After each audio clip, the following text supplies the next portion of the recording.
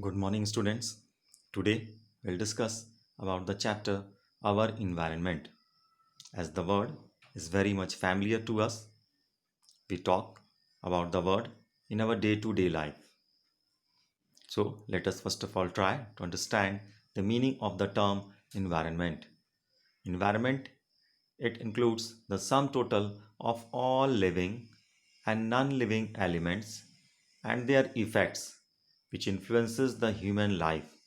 So, we may consider and imagine the situation that the sum total of all the living means all the biotic factors in which different types of unicellular, multicellular, as well as microscopic and macroscopic life forms are included. Along with that, different types of abiotic factors like temperature, humidity, rainfall, soil, water, etc. They play an important role and they influences a great upon the life of us or we human beings. So we also talk about the environment and from time to time we also hear and observe different types of global summits involving the participation of different developed as well as developing countries to deal with the different types of environmental issues occurring all over the world.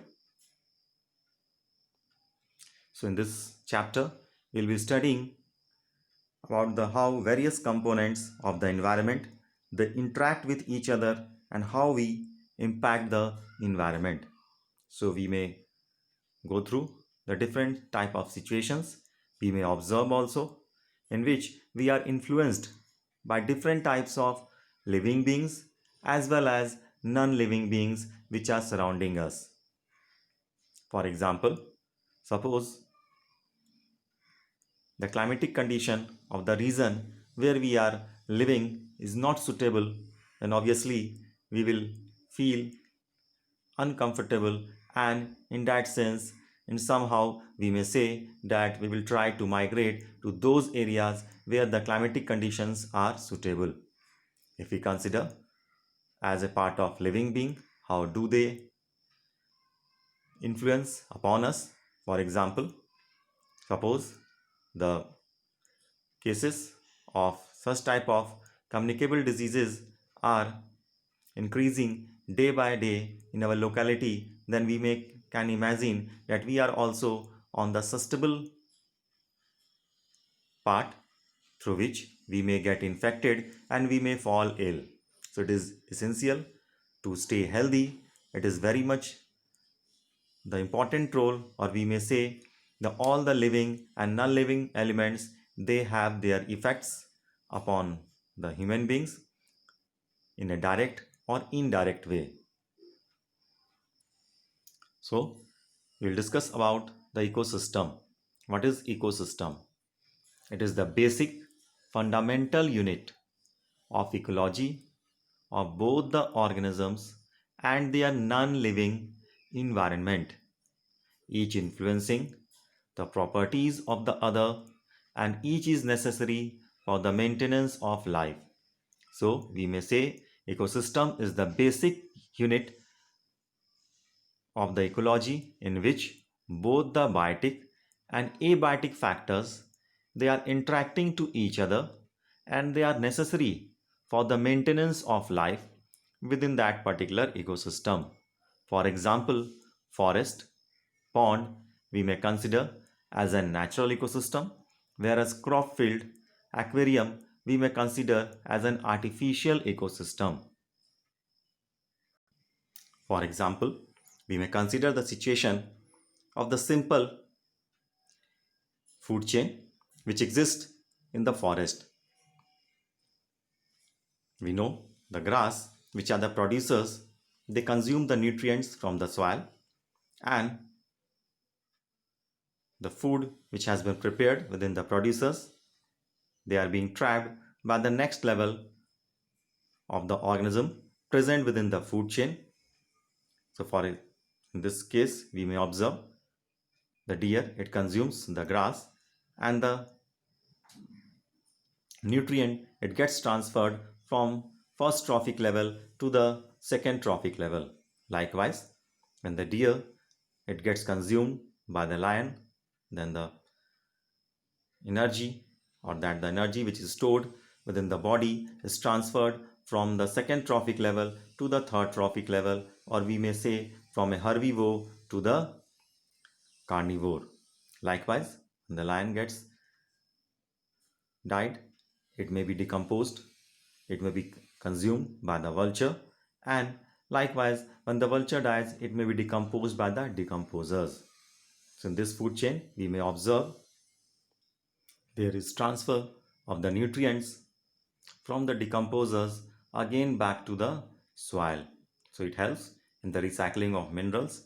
Not only the decomposers, they are able to decompose the organism, which is in this case it is present in the fourth trophic level, but it is also able to decompose the organisms which are present in the third trophic level, as well as in the second trophic level, as well as in the first trophic level. So mean to say the decomposers, they are having the capability to break down the organic substances, whether they are present in the producers, herbivores, or primary carnivores, or secondary carnivores, or tertiary carnivores, and so on. And at last, they help to release the complex nutrients by breaking down into simpler forms into the nature, and thus helps to increase the fertility of the soil and also makes the environment neat and clean.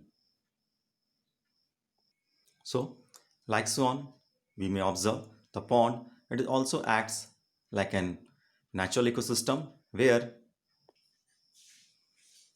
the different life forms they exist within the pond, and that is maintained in a natural way. By the help of solar radiation, the aquatic plants, they are able to photosynthesize, they trap the solar energy and convert it into the food, and also they consume the carbon dioxide released by the aquatic life forms present within the water.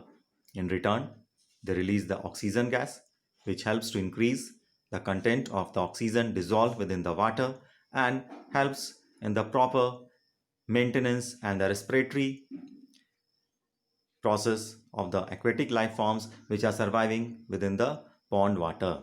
So we may consider the pond, it is also as a natural ecosystem, whereas in crop field where the farmers they do the practices of cultivating the crops, they grow the crops through a scientific and systematic way, they provide the different requirements, they fulfill the different requirements to provide the nutrients to the crops so that they may grow, and upon which different types of life forms they also survive. So like that way we may say crop field is an example of an artificial ecosystem which we have created.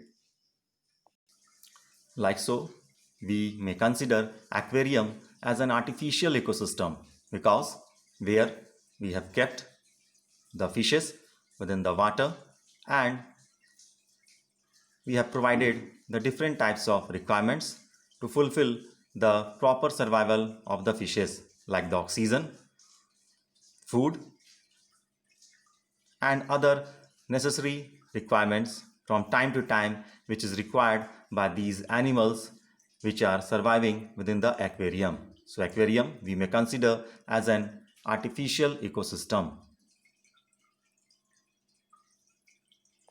So we may have considered different types of ecosystems which exist within the planet. Some are natural ecosystems, whereas some are artificial ecosystems.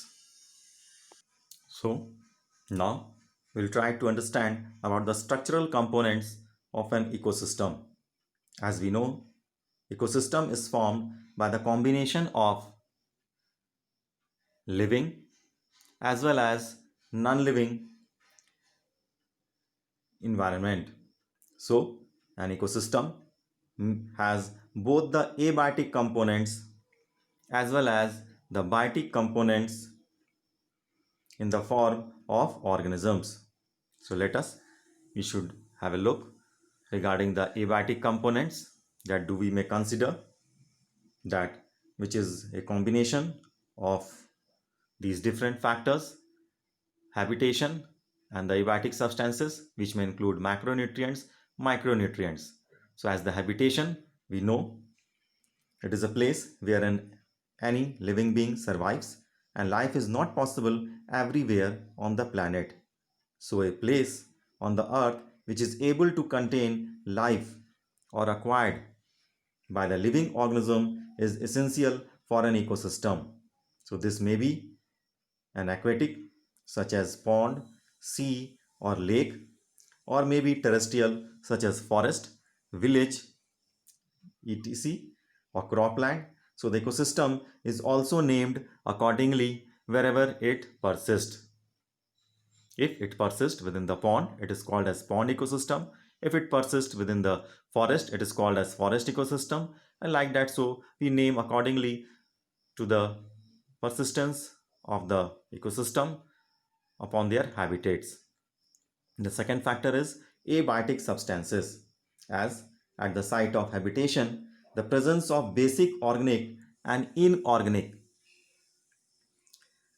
materials is an essential component for ecosystem, because the organisms, they derive the raw materials of their use from these components, and these includes water, carbon dioxide, oxygen, phosphorus, sulfur, calcium and so many other minerals which are required by their body, and their compounds in the form of nitrates, carbonates, phosphates, etc. So these abiotic substances are also known as nutrients. According to the need, they are further classified into two categories, which are macronutrients and micronutrients.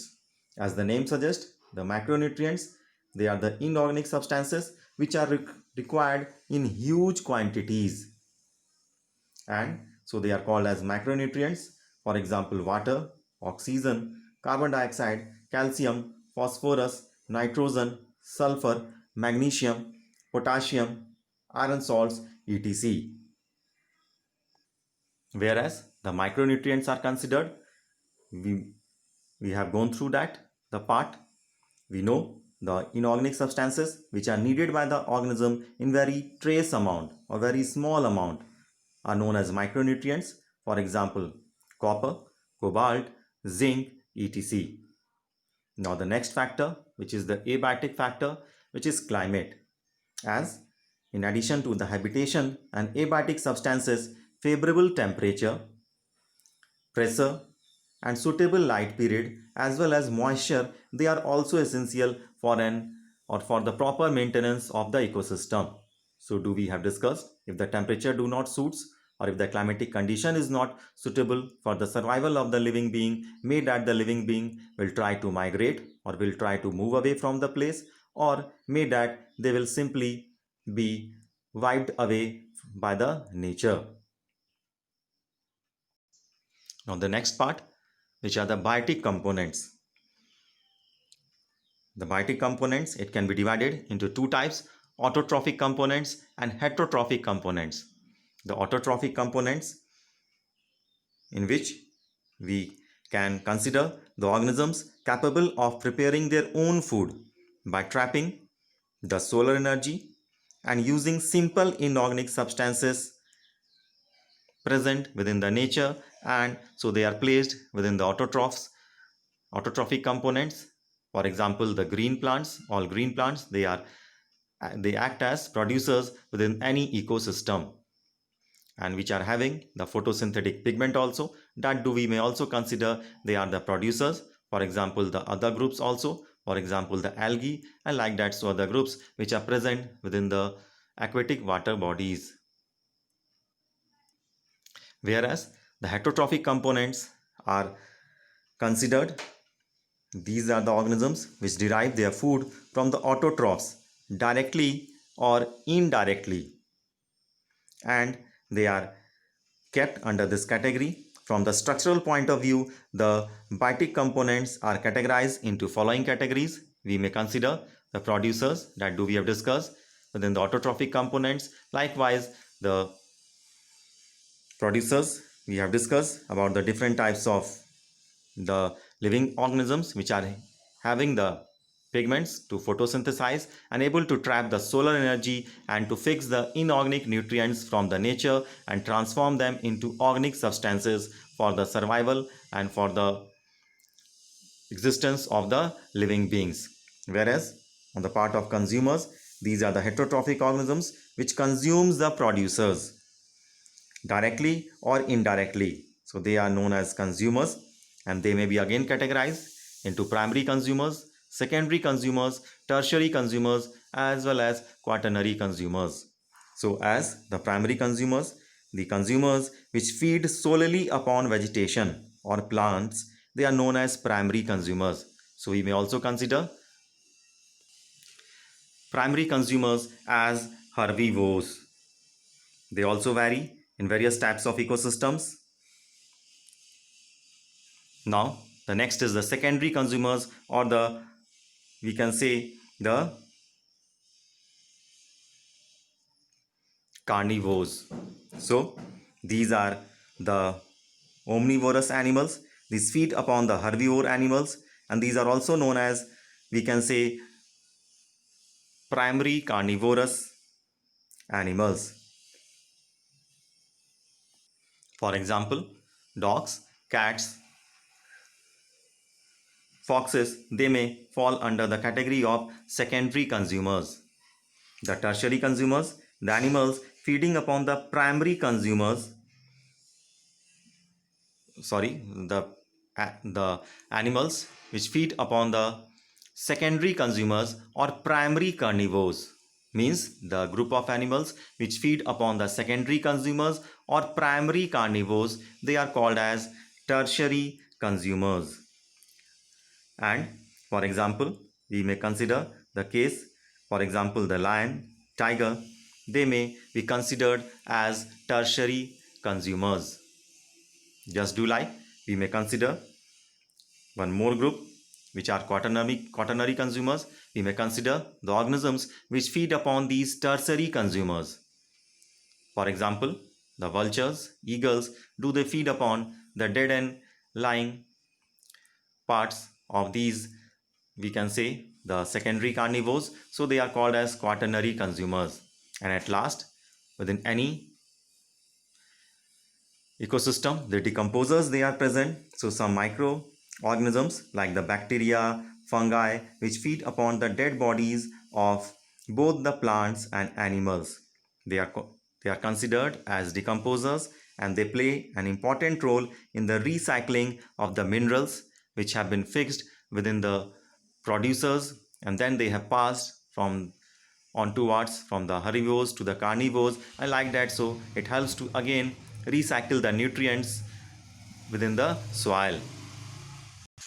So we may say the decomposers, they play a very much important role in the cleaning the environment, as well as in the increasing the fertility of the soil by releasing the complex organic substances into simple inorganic forms. Till so far here, thank you. Have a nice day.